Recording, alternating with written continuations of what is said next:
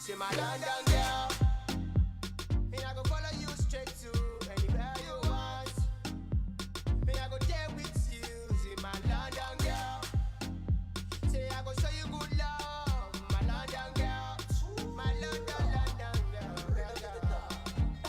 It's true, girl. I'm in love with all the things you do. You got that voodoo, girl. Let me doing all these things for you. She more international, rubbing and hugging and kissing and all them things. Them boring on yours, she said them boring. Then I grind, then I hustle, then I work for your thing. She wanna Africa, live in London. Want me link her down a Brixton. So me pop one back head to the airport. She call me and says she can't wait. The girl have stamp fill up my passport. And you don't know, send me, I go come again. I be I'm traveling overseas just to see my London girl. My London girl, say you gon' love me all day. See my London girl, feel my pain, make I feel yours too. My London girl, say you gon' love me all day. My London girl, my London girl. Na na na yeah. Say you gon' love me all day, and I gon' love you all night. My London girl, girl with a jam and juice, body workshop and juice. No main rules, I'm boy with the sauce and juice. Equals to you and I. Been around the world, seen a lot of girls, never seen a girl like you, like you. Now you they make I go do, everybody they make I go do. Call me Versace, rocking Gucci, give Benji, Kusamana. Nino aye, Kusamana. Hola, girl, you're my number one lover. Without you, I no feel never. Guess where you sweeter than sugar. Me and you together forever. Girl, come ride in my Lambo. Swear that I want us to come back. Fight for you like a Rambo. London girl, my London girl. Say you gon' love me all day. See my London girl, feel my pain, make I feel yours too. My London girl, say you gon' love me all day. My London girl, my London girl, my London girl. You give me international loving. You give me international loving. And I will love you all night, my baby, baby. International lover, my international lover, my London girl. Say you gon' love me all day. See my London girl.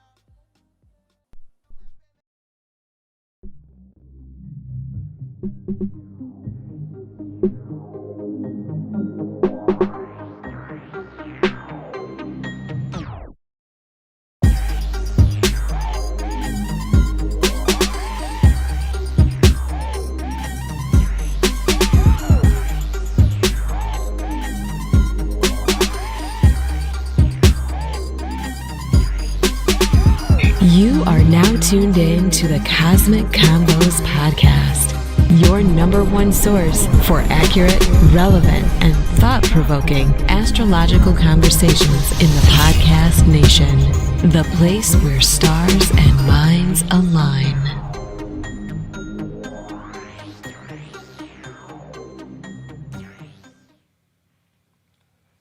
Peace. You are now tuned into the Cosmic Convos podcast. I'm your humble host, Herut, and I got my good brother over here, Brother Ra. How you doing? Peace, brother. I'm doing all right. How about yourself? Peace, man. No complaints here.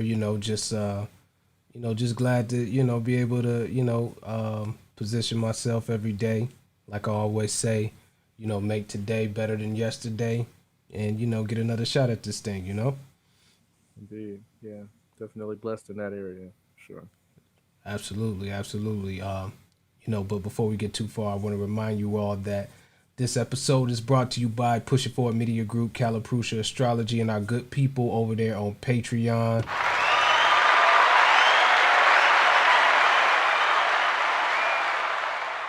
Big up to y'all. Thank you all for your support and your contributions, and that whole vibe and everything like that. As usual, if you want to follow us on social media, you can find us at Cosmic Convo on Instagram. That's CosmicConvo on Instagram. You can find us on Cosmic Convos Podcast on Facebook. You can just type that in. You can find us like that. Brother Ra, how can the people get a hold of you? You can typically, major three primary ways you can get at me at Kalaprusha, astrology at gmail.com. Also, either on IG or Facebook via my tag Shekam Ra. Either one of those will definitely it'll ring my bell. Indeed, indeed, indeed, indeed. Before we get into today's episode, we had a bit of unfortunate news that kind of hit both of us, and a good friend to us both happened to transition this past week. So we definitely want to send a safe travels and a great thank you, for your presence. Our brother Ra Ahmad Reshbakal. We knew a couple of names by him, but Malcolm and a couple other names, man. So definitely safe travels, man, and grand transition to our brother and whatnot. He was real key in us even starting this podcast in the first place. We started off doing just kind of like, kind of study groups and stuff like that, and then a bunch of people was definitely locked in, and then after a few weeks we just noticed it was just the three of us, almost of the time. So we kind of converted that into the podcast, and every time we dropped an episode, man, Tef, he would be the one. He'd be the first person to text me or to hit me on Instagram and stuff like that. Be like, man, great show, man. This, and then we'll be, going back and forth all day, just breaking it down and different aspects of this and talking about this chart and that chart and stuff like that, man. So, my person's definitely gonna miss that for sure, man. Brother Ra, you actually known him longer than me. So, what you got any words you want to say about Ramesh? Rama, Um, Reshbakal. yeah, the brother was an avid student of self knowledge, Kemetic spiritual practices and teachings. And I believe I met him, I want to say 2015. It's almost 6 years ago. It's been that long. And we definitely built, I mean, we would just be on the phone for hours just building. I just say the brother's knowledge of Batsa is, superb, right? He definitely had a lot of insight in that in regards to that form of astrology and this form as well. I'm gonna miss the brother's posts, every day, waking up to, knowing that I'm gonna see, what his formulation of the energies of the day would look like. Because it was every day. Monday would be all set, Tuesday would be, or he would sometimes do it based on the cycle, you know. Yeah, He would post astrological posts, and in a COVID world, sometimes people, that's all we have is our internet connections. That's all we have is our internet friends and family. And so he was definitely a brother in that regard. And we talked about a great many things. We covered a lot of bases and gave a lot of just shared experiences around our spiritual journey. And so definitely my heart is with the brother in his travels, and holding up in good thoughts and just really keeping my eye on him, resting in peace. So he's definitely will be missed. And in fact, there will be a online service tomorrow on YouTube. If people are interested, I would suggest just go to his Facebook page. And on the Facebook page, I would believe there should be a link or something that would indicate where, how, when, and where, and how. In fact, I can tell you, it will be tomorrow at 7 a.m. Eastern time. So if you're any time before that, just go base it on your local time. But from 7 a.m. to 9 a.m. Will be some services, and we're everyone all is welcome to join in and send a brother off with love and light.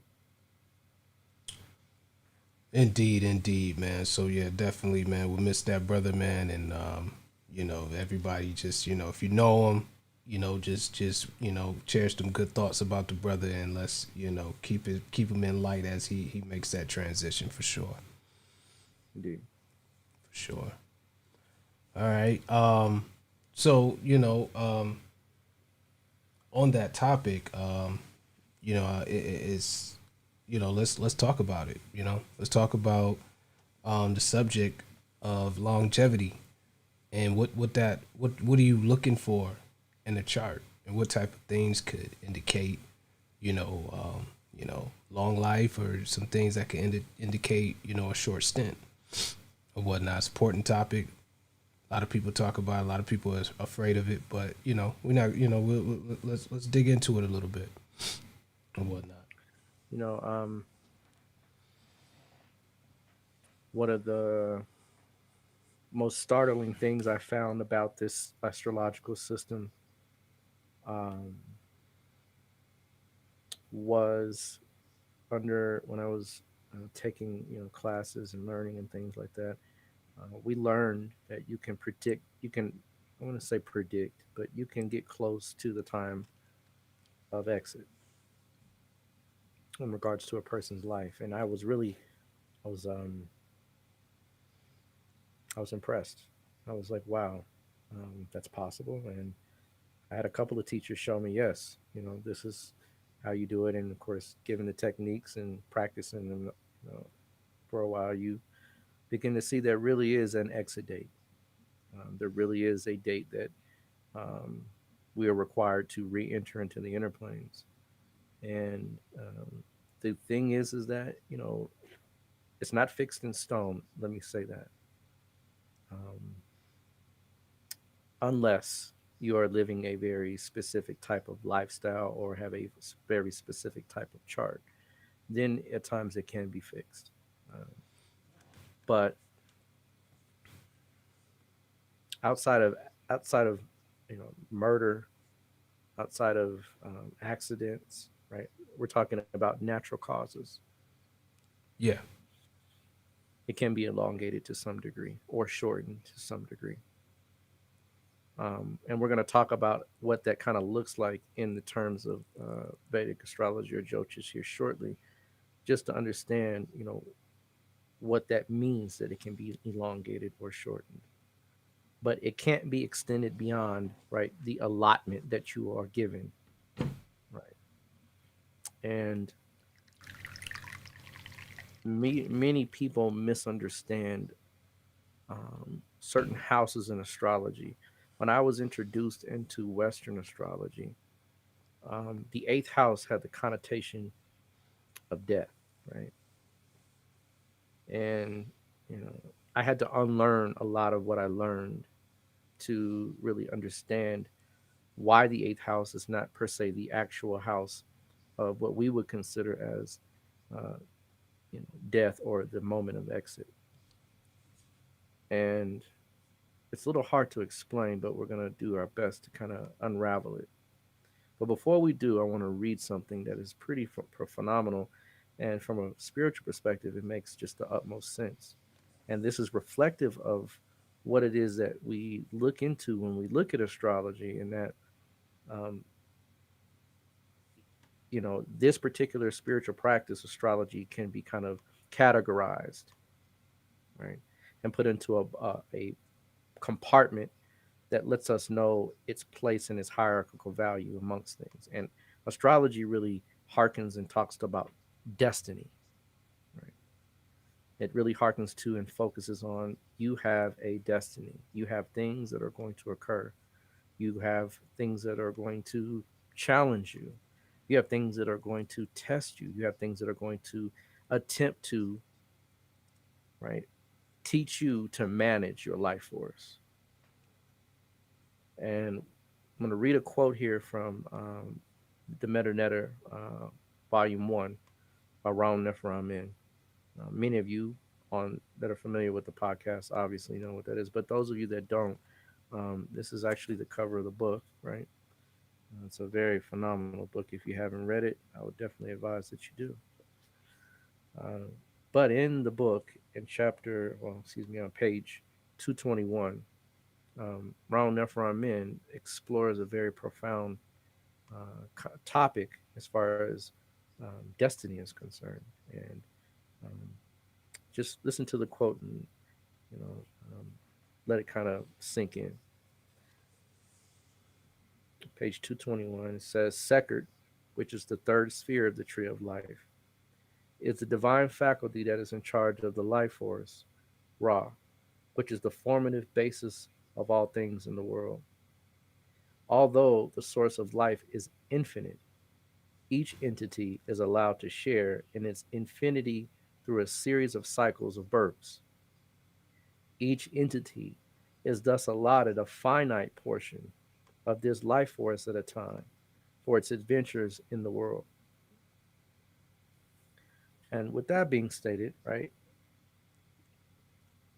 each one of us has given an amount of chi or energy or ra to dispense with regards to our living, with regards to our sojourn here on earth. And once that life force is expended, right, then it's time to go ahead and recycle and re-up, right? So, you know, I'm not a biblical quoting person. Of course, there's always gems in every spiritual or religious tradition, if you will. So, once you become an initiate, you can eat where you will and gain knowledge. But in the Bible, uh, there were individuals that had, according to the Bible, and this is, you know, biblical folklore. I do not take it as face value, nor do I even ascribe to thinking that it is real. But they ascribe individuals that have extremely long lifespans, right? And then after Noah, right, the lifespan is limited to 120 years. Now, the Bible was written, right, some thousands of years ago, but the tradition in which this comes out of, as far as Jyotish is concerned, is probably it's quite a bit older, and their understanding of life, right, is less cryptic and just downright common sensible. In this system, in this astrology, right, we we look to certain placements to give us an indication of the grade of life force that a person has, and we know, right, that there are things that can degrade or degenerate or reduce that life force. One of which, obviously, the biggest one is lack of sleep. Right, you'll go crazy in a matter of days without proper rest. Um, Diet, right, is a big factor in the quality of life force, right, and also the quantity of life force. Excesses such as eating or sexual excesses, right, can also reduce, right, or diminish an individual's life force.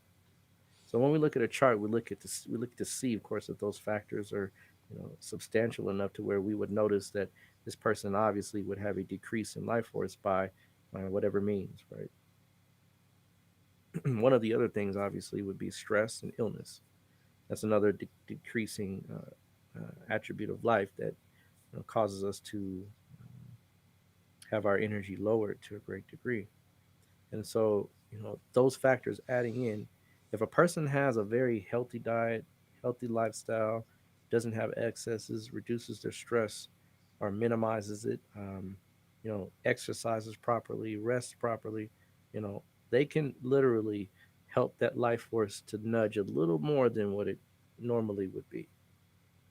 And the same holds true in the opposite direction, in that smoking drugs, drinking alcohol, partying all night, poor diet, constantly emotionally out of whack, always emotionally turned up.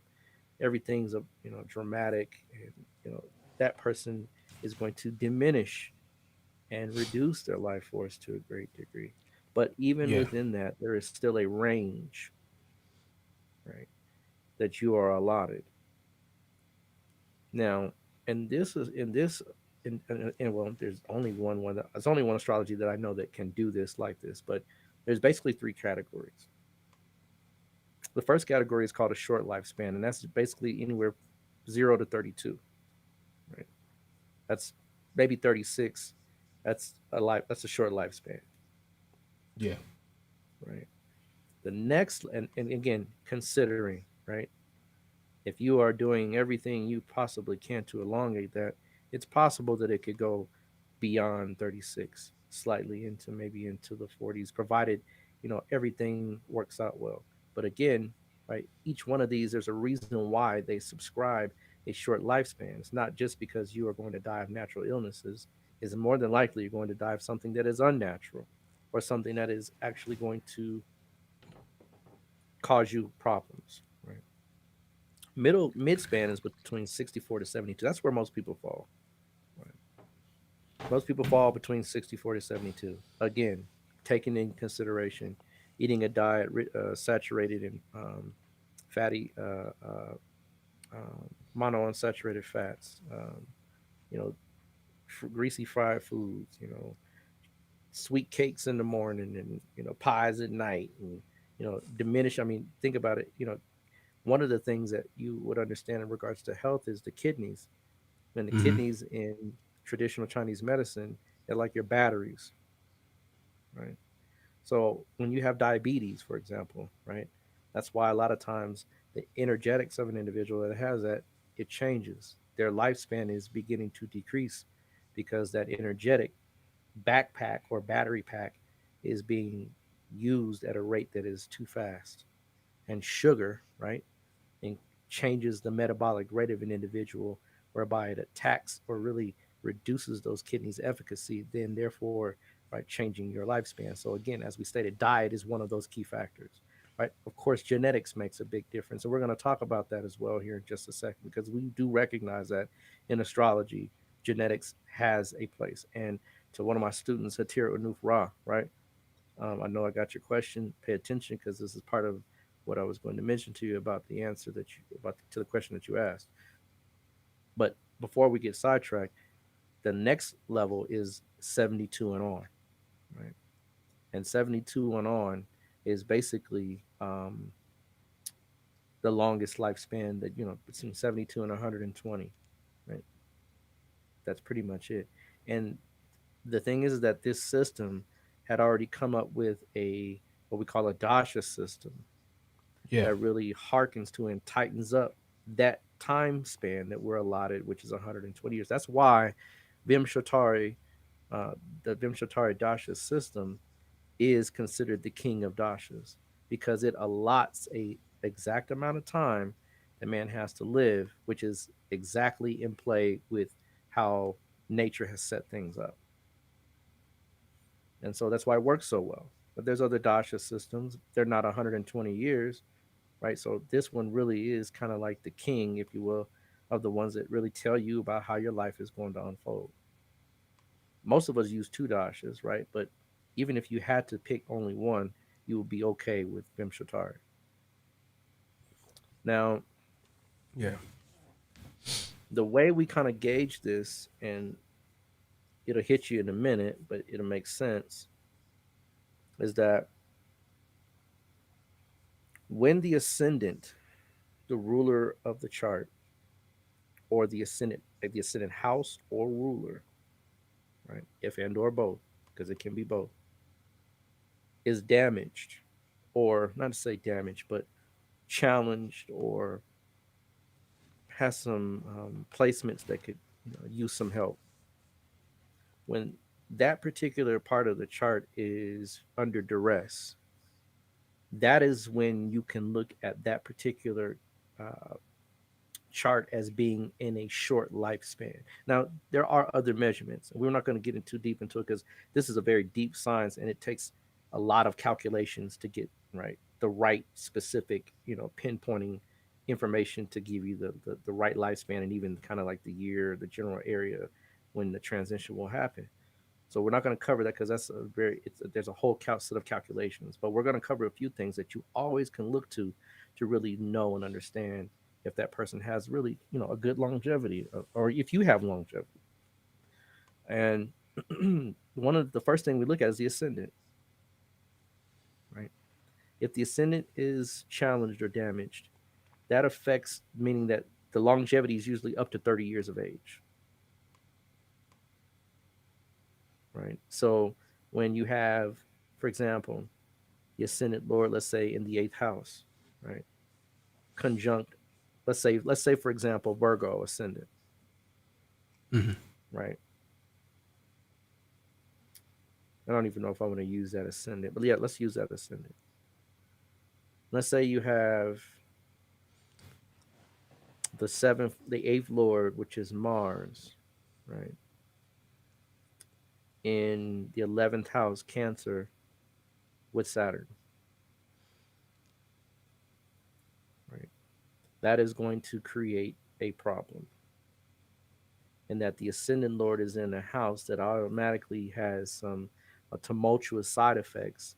And then the lord of the eighth, which rules longevity, is in debilitation with a malefic, right? In a Trisha house, which is the 11th house. That is a very challenging combination. That individual will more than likely exit the scene in a matter of about 30 years or so, give or take. Right? That's just one example. There's so many, right?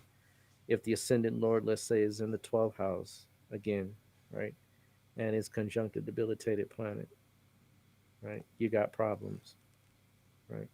Because that, again, and these are rare. These are not common. It happens, right? And I've been doing this for a long time, so when I see them, they're rare, but they are there.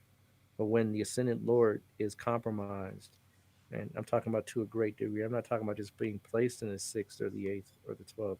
That doesn't do it. It has to be literally, there has to be what we call confluence. And you've heard me say this probably before. My students hear me say it all the time. Confluence is when you have three factors or more that congeal a reality in a chart. And so it just isn't that the ascendant lords in one of those what we call challenging houses. It also means that those lords that rule those houses, the aspects and the other underpinning placements are there to really cut the life force short, to create a high amount of stress in a person's life, a lot of tumultuous, unstable life patterns, right? Um, I don't want to Yeah. really call this one out too much, but this is one that we can kind of gauge a little bit. Tupac, Hmm. right? Um, you know, he made some poor decisions, and making poor decisions, right, is seen in a chart, right? One that really doesn't make sound judgments. They kind of go off and just do their thing. And his ascendant lord is in the 12th house, right? But that's not necessarily what caused the problem, right? He also has sun in the third house. And the third house we're going to talk about is a house that is also affiliated with transition, or what we would call death. So, and it's actually at 1 degree, right, which is a marginal placement, which is not always a really good placement, especially for the sun, because the sun is also a key factor in your what? Life force, Life right? force. Yeah. You said you got Pox ascendant lord in the 12th. Mm-hmm. In Pisces. Oh, no, no, no. Was his moon in Pisces? Yeah, his moon's in His Pisces. moon was in Pisces. That's right. Hmm. His ascendant Yeah. lord was in the 10th. was it in Cap? Hmm. Okay. Okay. Yeah. You're right. 10th. You're Yeah. right. I retract that. My bad, folks. And that's not a good example. But he does have sun in the third at 1 degree. Yeah. Hmm. Right. Um, but even the moon, right? And the moon is a factor of longevity. So anything that affects your mind, body, and soul is what I'm just basically telling you, is that it's going to affect your longevity. The ascendant is up to 30 years. The moon is 30 to 60 years, and the Mm. sun is 60 and on, up to old age. So if you have a strong ascendant, right, you're guaranteed at least 30 years. Right? If you have a In a situation like what we was just looking at, like with Pac, right? And I mean, you can Mhm. answer this at the end if you want to. You know, that is that you look at that more like, you it's decisions, things you're in dangerous territory, and there's a way that you can go. And if you choose that wrong particular door, then there's a potential situation that you could be walking into, but it's not necessarily, like you said at the beginning, etched in stone that this is when it was supposed to. It didn't have to be there, but there was an opportunity for it to happen at that point. It's like this: if you go this way, this what's gonna happen. Yeah. Like if I, if you go down the street and say, "Hey, there's a pothole," and you say, "I don't see a pothole. There's a Okay. pothole," Yeah. and you keep going. Hmm. The question is, why did you go? Yeah. Why did you not listen to or adhere to sound reason and someone has experience prior to? And I'm not a big Tupac movie fan. I am a Tupac fan, but I'm not a movie. The movie to me didn't do him justice. I think it could have been a lot. Seemed rushed. Yeah, it just seemed rushed. Exactly. It wasn't just. It He just needs a seemed like series. it was Like cut. It's just like it was a cut. Like how you as a director, you use this cut, you use this cut, you use this cut. It didn't have a stream kind of line kind of flow to me. And I think it could be done better. Yeah. But for just for the sake of using the movie and what was said in the movie, his mother mentioned to him that they're going to give you all the tools that you need to undermine yourself, right? And so I think if Pac had have stayed on the line of the revolutionary path, or the path where his people were primarily the main focus, and kind of use the gangsterisms to attract those that are trying to maybe change or do something different, that would have probably had a different play on his fate. Right? Yeah. Um, and so, but I do offer this. He's an Aries ascendant, and Aries ascendants they can live fast, right? His eighth lord is also the ascendant lord, which is in if it's in if you said if I remember correctly, and you're right, it's in the 10th house, which strengthens it. And we're going to talk about some of those placements here in just a second, so you can actually use some things to gauge and look at charts. But I just want to touch back really quick is that anytime your body, mind, or soul are affected in a chart, your longevity is potentially reduced. That's basically what it says. Ascendant is body. If your body is damaged, astrologically speaking, uh, in an extreme way, your lifespan is little 30, maybe in that range. If your body is strong, you're healthy, you're viable, right? You can you can uh, then you can actually change, right? Well, once your body is strong, you can strengthen that, and then work on your mind. If your mind is strong, right, then of course, that literally gives you to the point of using the soul, right? And that soul can then open up and then hopefully see you into the inner planes. So, that's the gift of being able to live, an elongated life. Um, the other thing is that with Makara lords, right, or Maraca lords, give me some Maraca lords, which is the seventh and second and seventh lord, and those are lords that really those are the killers of the chart. I think we talked about that previously. Um, that we did a show on what are really the killers in a chart. Yeah. So you know, and you can go back and look at that, listen to that show. But just so you know, the second house is considered the killer. of or a killer, because it's the eighth, excuse me, it's the seventh from the seventh from the eighth, right? Which literally is the opposite to that. And then also it's the eighth from the seventh. So it has an intimate relationship with those particular houses that rule longevity, and also that rule what you would consider, it's a Kendra house. The seventh house is literally called the house of death. That is the, what, if you wanted to be brass tacks, the house of death, right?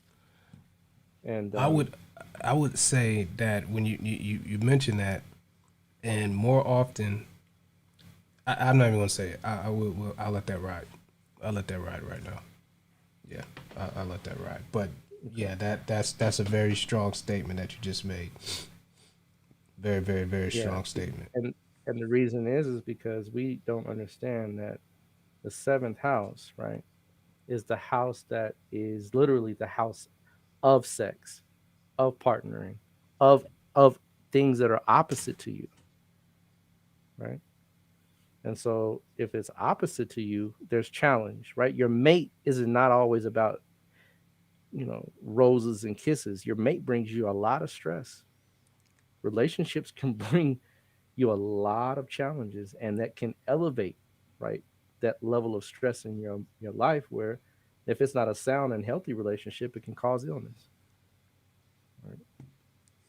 And Yeah, so that being the case, right, we have to really consider, right, what that means in life. When you spill your seed in abundance, that you are reducing your longevity. See, the eighth house is the second to the seventh. The second house is the house of nourishment, food, sustenance, your bankroll, right? Well, if the seventh house is sex, or your sexual interactions, the eighth house is the bankroll of your sex, or how well you can literally hold that energy, which is your life force, which is your longevity. So that's why the eighth house is considered house that's connected to it, but ultimately the eighth house is not the house of quote unquote what we consider death. Here's the thing to consider: the second house is the house of food, genetics, your genetic lineage, right? And also your values. And your values shape your reality. Your values shape who you're around, where you go, what you do, how you think, how you dress, everything. It's your yeah, upbringing, right? And if your upbringing was tumultuous, guess what? Your values are usually very loose. Loose values lead you into very promiscuous situations, and then those situations, therefore, will siphon that life force off even faster, therefore, leading to what we call an unnatural or an early death. Seventh house is the same way. It rules semen. Literally, the seventh house rules semen, not the eighth house. So it rules the prostate in man. It rules the ovaries, the actual internal organs for an individual. The eighth house rules the external organs as far as sexuality is concerned. Well, most people die from the internal organs of sexuality, the reproductive system, as far as the ovaries, ovarian cancer, uterine cancer, prostate cancer. That's where those cancers, yes, you have testicular cancer, but those are fairly rare. The ones that are more highly rated are prostate, and that's inside the body, which is the seventh house. So, again, even medically speaking, this is actually verifiably so. yeah. Venusian Right. organs. Yeah, Exactly. Um, so, considering, right, that's when you begin to understand and unravel, right, how it works, right, how that particular life force is dispensed. So the other thing I wanted to make mention is the third house, and this is why, right? The third house is the, well, count from the eighth, right? So eighth from the eighth becomes the third. So the eighth from the eighth being the third controls the eighth house, right? And the third house, here's the crazy thing that is taught to us in Jyotish when we learn early on. If the third house is extremely strong, that person has the ability to hold on to life a little bit longer than you and I, meaning that their drive and their initial ambition to live is stronger. And so they can literally push. Some people, like, they're on their deathbed, but they hold off until they meet that, till they see their grandbaby, or they see their daughter, or someone, or they might be terminally ill, but the doctor has predicted you got 6 months to live, but they've lived 2 years beyond it, right? That's a very strong third house, right? Because Yeah. that means that person, that person has that drive, that push, that energy, that force to literally get over any type of adversities or illness or challenges. Now, it doesn't mean they're going to be elongated for a long time, but it can go beyond what a doctor or what was considered medically possible, right? So the eighth house, the eighth from the eighth, which is the third, is also a house that is intricately studied as far as death or transitioning is concerned. Um, and so that being said, right, really the eighth house, if you really want to look to planets in the eighth when we talk about longevity, right? The eighth lord, of course, as well. Any planet that rules the eighth, that's also going to be a big factor. But if there's something placed there, pay close attention, because that's going to change a lot of the different dynamics with regards to how the life force is played out. For example, let's say Mars is in the eighth. Now, one of the telltale things about Mars being in the eighth, a lot of times when the eighth house is challenged, it can create rapists. Mm. Right?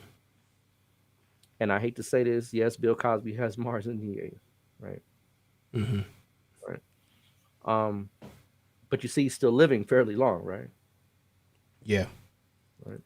And so that energy in the eighth house, if there's a planet that produces a great deal of energy, and the planet itself has some integral or decent strength to it, then that particular person has what we considered an extended life force or longevity. So again, and here's the thing, it depends on the placements. It really does. If the planet is exalted in the eighth, then that person has an even longer, they're closer to being in that lifespan for the long life, right? For between 60 years and up, right? They're usually closer to that, depending on how other things are placed, of course. But for all intents and purposes, right, the eighth house is where we hone in on to see if that particular planet that's there is doing well. If Mm-hmm. it's not, then we can surmise that there may be some reduced um, life force, right? If you have, for example, I'm going to give you a crazy example. I know a guy, um, did a reading for him years ago, and he has Saturn in the eighth, debilitated, but then he has Sun in the eighth, exalted, which crazily so, he's still alive, but being beat up drastically. Mm. And one of the things that we look for is Saturn in the eighth, really. I mean, a lot of people really talk about that particular placement, but Saturn in the eighth is one that does give longevity. It gives a rough life too, though, right?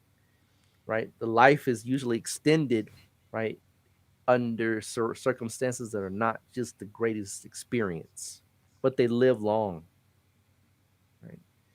Now, if Saturn is debilitated in the eighth, then it's the very opposite, Yeah. right? And Harut and I have seen that up close and front and personal. So, those are telltales. If Venus is in the eighth exalted, the person lives a very long time. And here's the thing: they have a lot of sexual energy, right? Their life force is viable. They have a very abundant amount of energy to replenish. And the eighth house is a house of regeneration as well. So if you regenerate well, you live long, right? Sexual chi is one of those key components of regeneration. A boxer, when he goes into the ring, or a martial artist, they hold that chi back. They don't release the seed. A good one does. A good, You know. right? Let's make that clear. A good martial artist or boxer, right, or athlete, period, right? Well, because there's this another a boxer that has great potential, had great, well, still does, still kind of young. He made a comment in an interview that asked him about boxers, holding their seed before fights, and he was like, "I don't do that." I have, in fact, it empowers me more when I don't, and da da da this, and he been taking L's that he shouldn't be taking. They're talking about Adrian Broner or Adrian whatnot. Broner, I did hear Adrian Broner say that. Yeah, Yeah, he's taking major L's, even outside of the ring. Yeah, yeah, exactly. yeah. L's in the ring and outside the ring. Adrian, you might want to tighten up a little bit, bro. It Yeah, might square you up a little. But um, the eighth house is just that house. If the sun is exalted in the eighth, it gives a person, you know, it's not a great placement, but it still gives a abundant amount of chi. Um, Moon in the eighth house is very temperamental. If it's in Taurus, then it can definitely bolster the life force, and the person will have a lot of sexual energy as well because that is Taurus. If it's debilitated, you can pretty much cut the same. The thing is that you still have to look at other factors, right, to really substantiate that the ascendant lord is incredibly important. The 10th house, the 10th lord is incredibly important, right? Those lords are crucial in understanding longevity. I'm gonna give you some combinations here in a minute that people can look to really understand. If you have Jupiter exalted in the eighth, right, that is a very substantial life, healthy life, and they say that the person after death, right, literally meets, um, I don't say God, but they literally are supposed to have a higher experience when they transition. Now, the thing about the eighth house, also, folks, it is the mode of death, right? It is the mode, not the timing, not the mechanism that creates it, but the mode. So if you have, torrential planets, like for example, JFK, I think we covered that previously in the podcast, right? He yep, has, assassinations are eighth house stuff, sudden death, things that take you out. What we're talking about is longevity, right? So let me make that clear. Sudden death is the eighth house, right? Sudden unexpected changes, which can take you out, is the eighth house. But we're not talking about that. We're talking about living to a ripe old age, natural causes, things that will literally remove you from the planet because it's part of the bodily function to do so. yeah, Different. So when we talk about assassinations, yes, then we can talk about the eighth house because that is a mode of death. And if the mode of death is abrupt, then you can see that and you don't have to look to the second or seventh houses, even though they may even play some role as well. But eighth house is sudden death. When not talking about sudden death, we're talking about 50s, 60s, 70s on up. Then we're talking about seventh house stuff, 12th house stuff, and the eighth house as the caveat as far as the container of the energy that's allotted in a life. So, again, looking to those placements, if you have Mercury in the eighth house, let me put it to you like this. If the eighth lord is in the eighth house, that is called a Sarala Yoga. A Sarala Yoga is a yoga that literally gives longevity, but it also gives a person the power to push through. Um, Maya Angelou, right, has some phenomenal things, right, in the eighth house. I don't recall. I believe I want to say Pisces in the eighth, Jupiter and the Pisces in the eighth. There's a couple other planets in the eighth house too. She had a rough life, right, but still, she did live for quite some time, right. yeah, Um, so the eighth lord in the eighth creates a Sarala yoga, and that is a very powerful yoga in extending or again allowing the container of the life force to be used in a way that it doesn't diminish or uh, dispensate that energy in a haphazard way, or there's enough to replenish, if you will. So the other thing is that in the eighth house, again, it rules the circumstances of death. It can rule the causes of death. It can rule um, death-related issues, right? Again, but it does not create the trigger in the chart that says this is the time. That is the second and the seventh houses or lords. So there's some combinations that you can look to, right? Off bat. Person that has the ascendant lord in the ascendant, eighth lord in the eighth, guaranteed long life, right? Guaranteed long life. Ascendant Lord in the Ascendant, and the 10th Lord in the 10th house, guaranteed long life. Again, consider the 8th house as well. An exchange between the first Lord and the 10th Lord can increase or will increase at least, right? It'll get you beyond the 30 years of age up to the 60 years of age. So short mid lifespan. But if the 8th house is also strong, then you can pretty much count that person's going to live up for probably 70, 80, 90 years of age. Um, if the ruler of the first and the 10th is aspecting the 5th house, that's also a yoga for long life. And you'd be surprised. You're like, why is that? Right? Because of the way the 5th house is positioned to the 8th. The 8th house, the 5th house is 10th from the 5th. I'm going to be 10th. The 5th house is 10th to the 8th. Right? So that literally boosts the 8th house as well. Um, if you have benefics in the 4th and the 8th and it's aspected by Jupiter, and I basically told you where Jupiter has to be.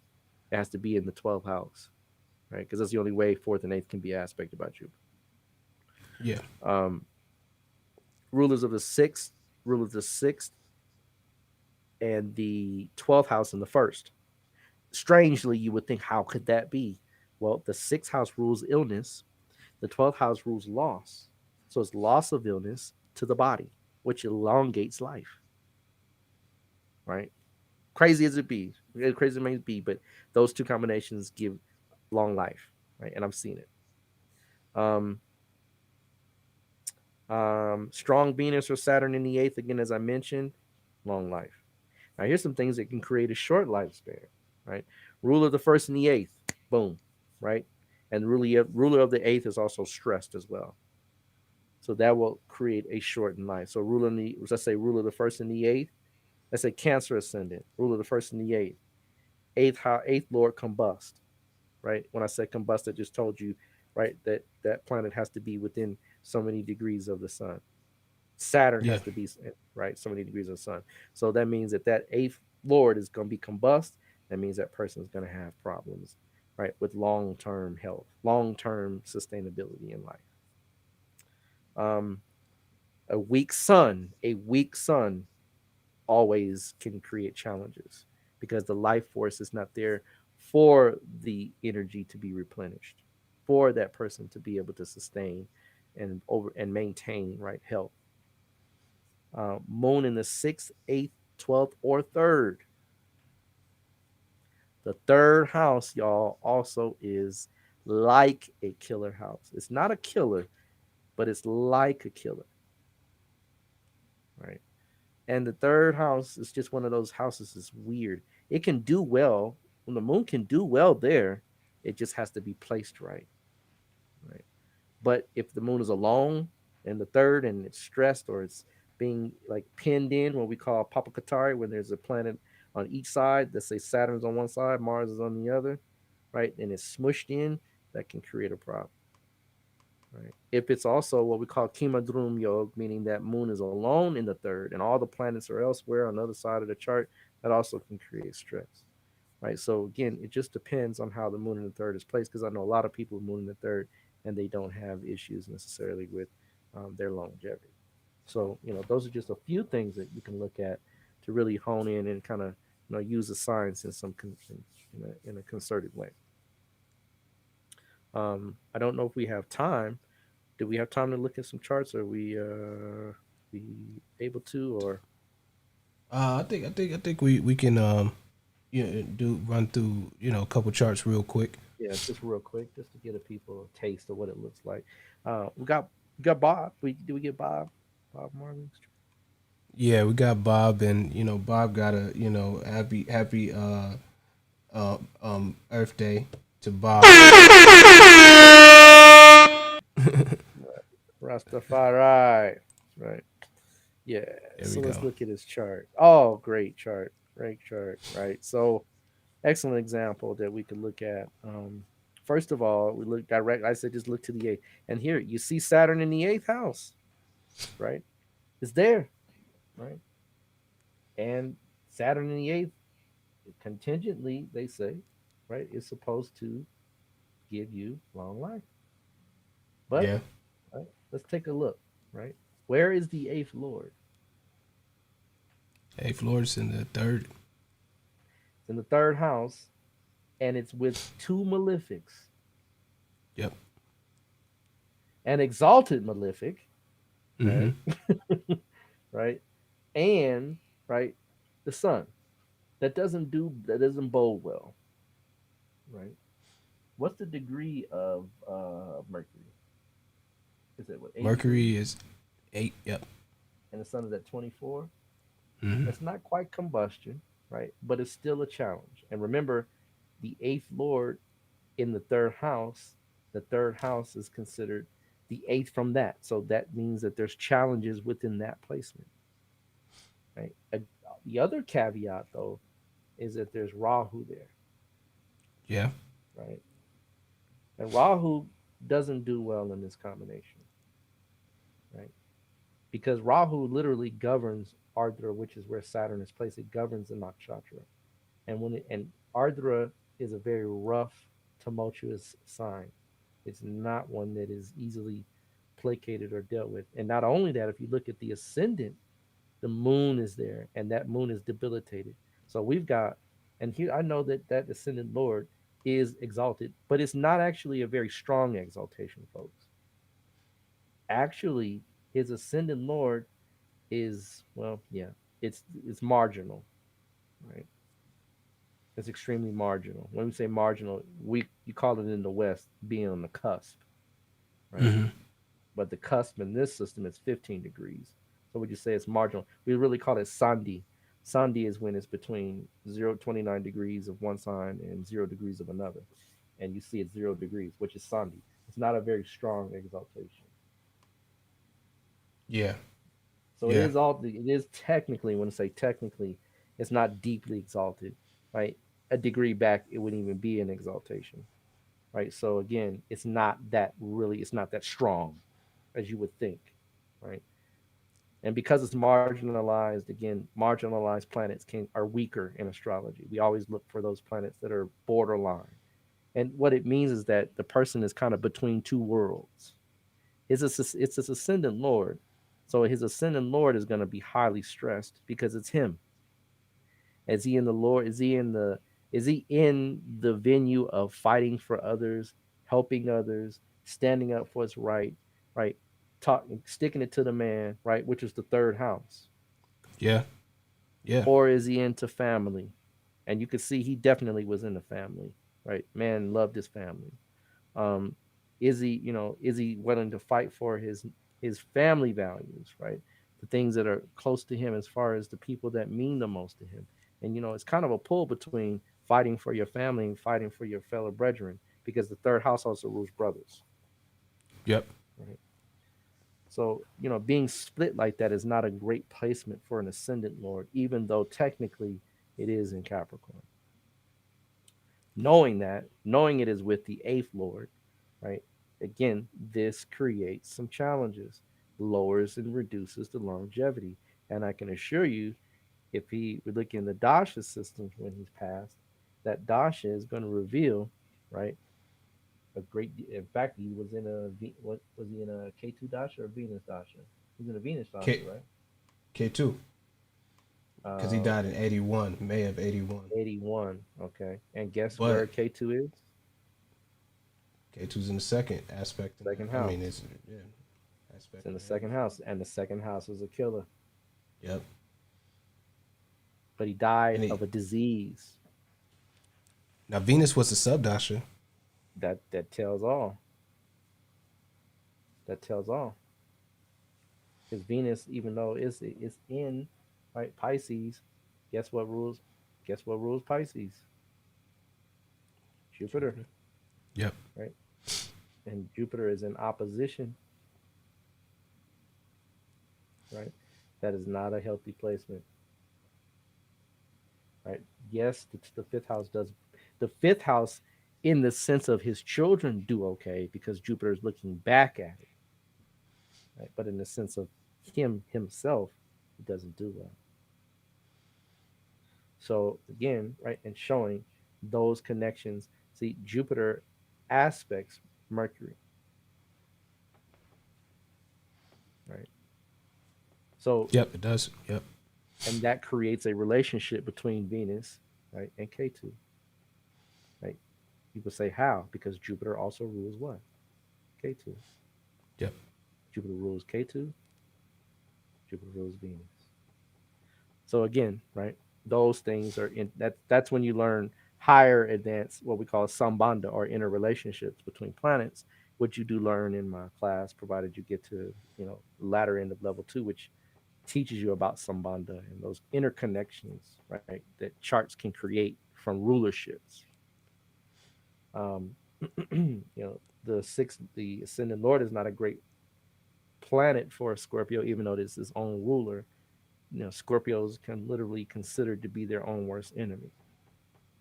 So, all of that being said, you can see clearly why K2 Venus Dasha would be the one that removes him through an illness, right? Not sudden death, but through an illness, a terminal illness called cancer, and Saturn and Rahu both govern cancer.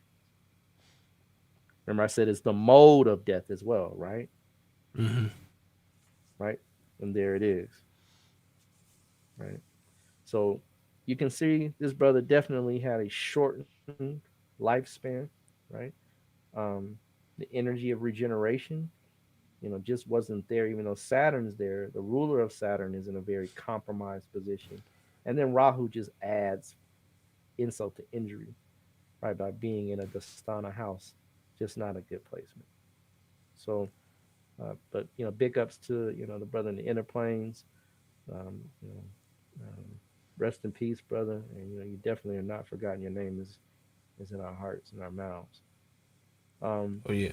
do do we have one for longevity? One Uh, I got Morgan Freeman. Morgan Freeman. Yeah, perfect example. All right, let's take a look at Morgan. I was gonna ask you a question about something that you just said, but you might mention it, so I might hold on to it because you just mentioned something that was similar, and it's something that I've recognized in his chart, and just wanted to see if it applied there as well. With Bob No, Morgan, Morgan. Mr. Freeman. Yeah. Yeah. So, um, Mr. Freeman, right? Let's take a look at the ascendant, right? It is debilitated, Yep. right? But we've got a cancellation, Mm-hmm.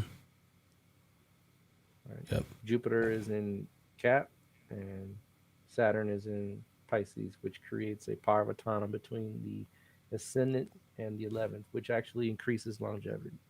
That Right? was my question because you mentioned first Senate Lord in the 10th, so I Yeah, was looking at he got the Senate Lord in the 11th. yeah. But it's exchanged, Yeah. right? Which creates a very that exchange can increase the life force, right? Mm-hmm. Um, his seventh lord, his eighth lord is in the seventh. Eighth lord is in the second, but it's not with any malefics, right? Not at all. It's not aspected by any malefics at all.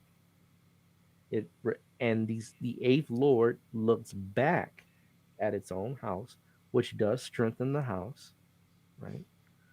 So again, right? I mean, looking at this, the sun for energy, chi, sun in the third house. Sun in the third house doesn't do so bad. It is with K2, but it doesn't have any real obstructions.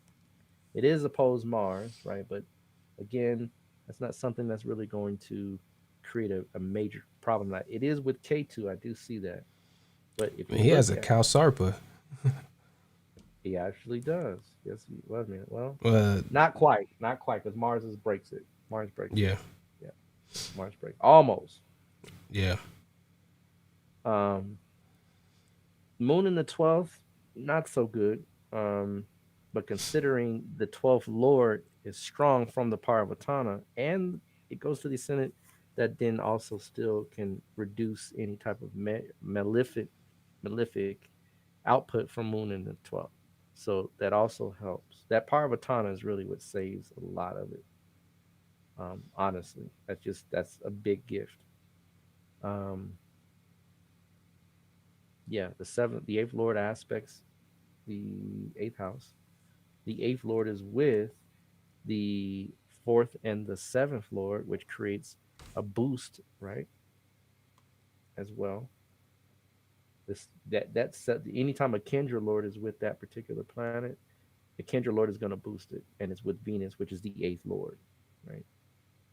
So again, and it also boosts the third Lord, right?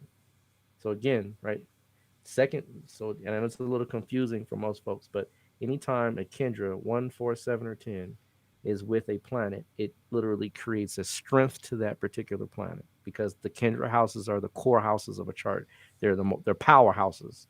So it gives Venus that power, right? And it gives Sun the power because Venus rules the Sun. So that is where a lot of his longevity also comes in. Now, the one thing I would say is that Saturn does aspect the Sun, right? Mm-hmm. That reduces it to a great degree. And he's not at 100, right? I really was trying to find Cicely Tyson's chart, y'all. She lived to 96. I did also look at the Golden Girls, Betty. I think her name is Betty White. She's still living, right?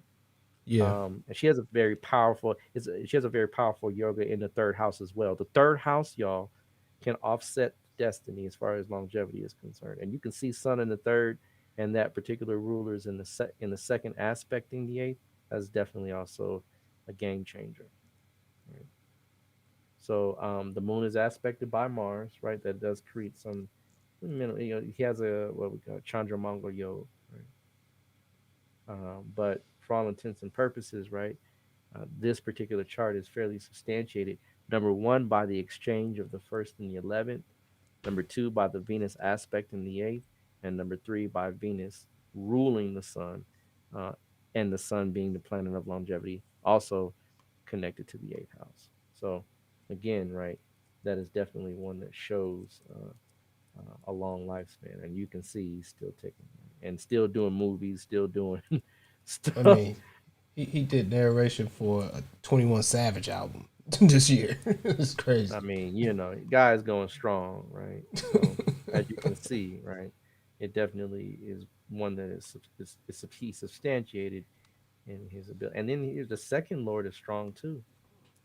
It's in the ninth, right? Even though it's with Rahu, within 20 some odd degrees, it's still strong in the ninth.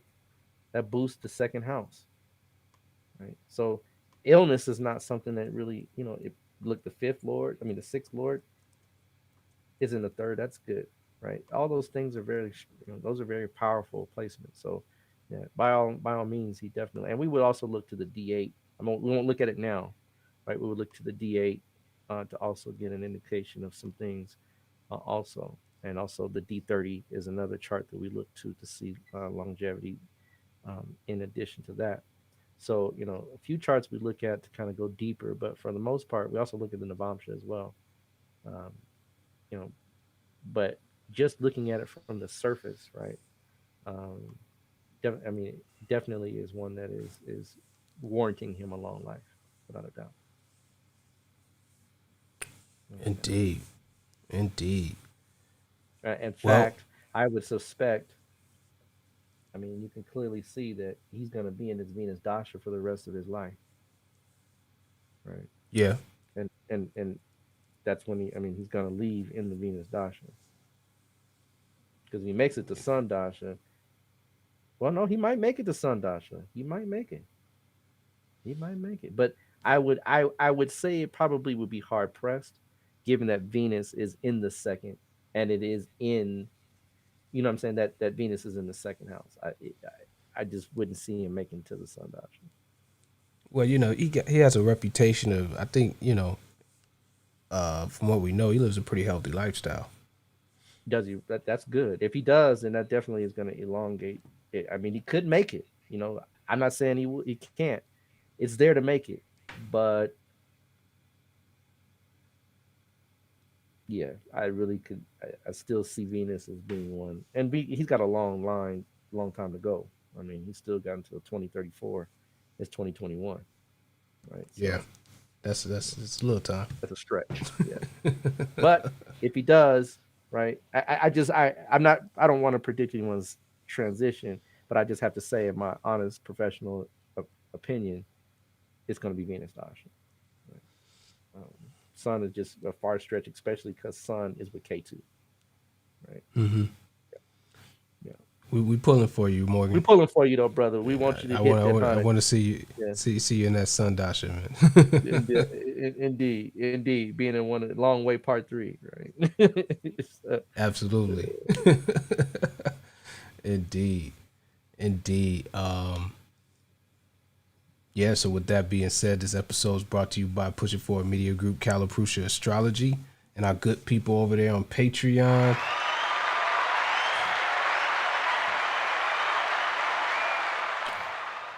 For all of those who are checking us out on Facebook and YouTube, want to excuse the technical difficulties. You know, this Mercury in retrograde have been, you know, doing some numbers on us this week.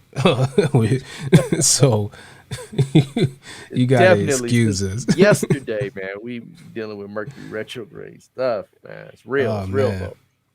indeed. So you know, in true, we just gonna, you know, we let the significator ride on this one. So make you win, man. You got it, bro. Indeed. But yeah, you know, this episode 17 here, and What is that? 67. 67. And then Yeah. 6 to 7 is 13. So we had to run an obstruction today, folks. Absolutely.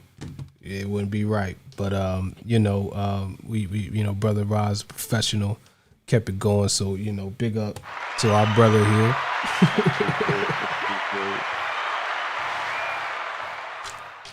Absolutely. But you know, as usual, thank you all for tuning in. Brother Rob, before we get out, you got anything you want to say to the people real quick or anything? No, just dot your I's, cross your T's. As you can see, Mercury has gone retrograde. It will be there until February the 20th, 21st. And so, just make sure, if at all possible, check your stuff out before you get into it as much as you can, and reduce as many bumps in the road as possible. Other than that, just if you can, chime into the brothers' service in the morning. If you're up, it's early, but if you're up, we would love to have you at least, just pay a visit and, see a name or see a face. So with that being said, everyone have a very blessed rest of your week. Indeed. So we'll be back next week, same time, same place. Another great episode. All right. So we out. Peace. Peace.